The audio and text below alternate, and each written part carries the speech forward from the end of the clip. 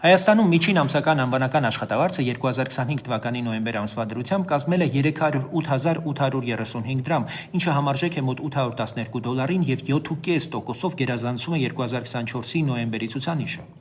Այդ բարձր թվերն իսկապես կան, բայց դրանք վերաբերում են սահմանափակ թվով աշխատատեղերի։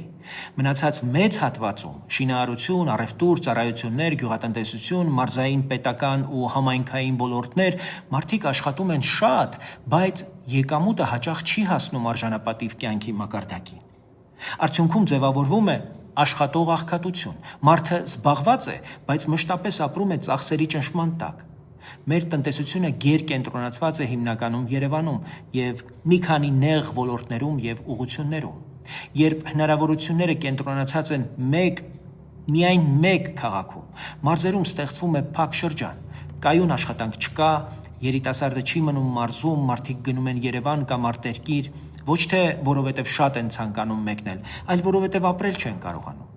Մարզերն այդպես թուլանում են, տեղում բիզնեսը չի զարգանում, ներդրում չի գալիս, իսկ աղքատությունը դառնում է ուղղակի համակարգային։ Ամենախորքային խնդիրը աղքատության մակարդակն է, որը 2024-ին եղել է 21.7%։ Սա չափազանց բարձր է մի երկրի համար, որտեղ տնտեսական աճը կա, բայց այն չի վերածվում իրական բարելավման։ Քաղաքներում աղքատությունը 19.3% է, գյուղերում 26%։ Աղքատության դեմ պայքար նշանակում է փոխել հենց տնտեսության կառուցվածքը, ստեղծել իրական աշխատատեղեր մարզերում, բարձրացնել արտադրողականությունը,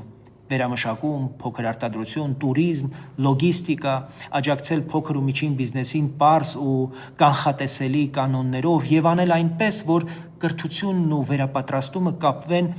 տնտեսության հետ, կոնկրետ աշխատանքի հետ։ Հակառակ դեպքում թվերը կարող են գեղեցիկ հնչել, բայց մարդկանց մեծ մասը շարունակի ապրել նույն հարցով, ինչպես ապրենք մինչև հաջորդ աշխատավարձը։ Խնդրում եմ գրեք մեկնաբանությունում ձեր մարզում, քաղաքում, գյուղում կա կայուն աշխատանք, թե մարդիկ դեռ տարիներով աշխատանք չկա իրականության մեջ են։